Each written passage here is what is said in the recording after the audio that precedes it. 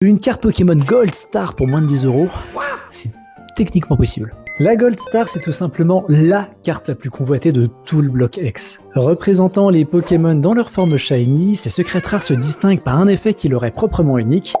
Les Pokémon sortent du cadre. Et qui dit effet unique dit aussi illustrateur unique, un seul nom, Fukuda. Alors qu'il marquait son début de carrière par des cartes atypiques mais ô combien iconiques, il a eu la très lourde charge de donner vie aux toutes premières secrètes rares produites par Nintendo. Aujourd'hui, particulièrement recherchées, elles s'envolent à des prix ahurissants et pourtant, tout le monde dort sur une de ces pépites. Je te présente...